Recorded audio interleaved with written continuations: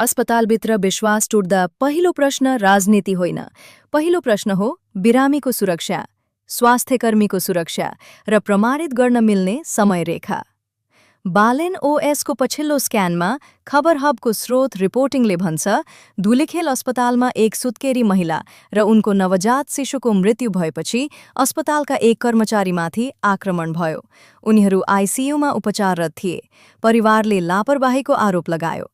अस्पतालले भने उपचार मेडिकल प्रोटोकल अनुसार गरिएको बतायो। यो स्रोत रिपोर्टिङ हो। बालेन ओएसको व्याख्या अलग छ। यो रिपोर्टलाई सङ्कट सङ्केतको रूपमा हेर्छ, किनकि एउटै घटनामा तीनवटा जोखिम जोडिएका छन्।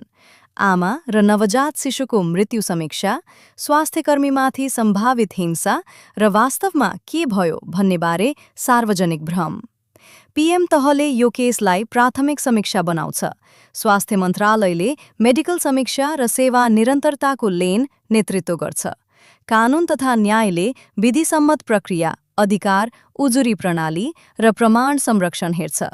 महिला तथा बालबालिका मन्त्रालयले मातृ, नवजात र परिवार संरक्षण प्रभाव समीक्षा गर्छ। श्रम मन्त्रालयले कर्मचारी सुरक्षा र अस्पतालको कार्यबल निरन्तरता हेर्छ। सञ्चारले स्रोतमा बाँधिएको सार्वजनिक व्याख्या तयार गर्छ, किनकि अफवाहले शोकलाई थप क्षतिमा बदल्न सक्छ। अर्थ मन्त्रालयले आपतकालीन सहयोग, जनशक्ति वा अडिट स्रोत चाहिन्छ कि चाहिँदैन भनेर जाँच्छ। यहाँ उपयोगी स्मृतिकोण के हो भने केही एजेन्टसँग संसदीय स्थिरता र सेवा निरन्तरताका पुराना सङ्कट उदाहरणहरू पहिले नै छन्। उद्देश्य आक्रोशबाट फेरि सुरु गर्नु होइन। उद्देश्य हो जहाँ अधिकार, सार्वजनिक विश्वास र सुरक्षा एकैसाथ सम्हाल्नु परेको थियो, ती अघिल्ला अवस्थासँग यो केस तुलना गर्नु। सिमुलेट गरिएको निर्देशन सरल छ।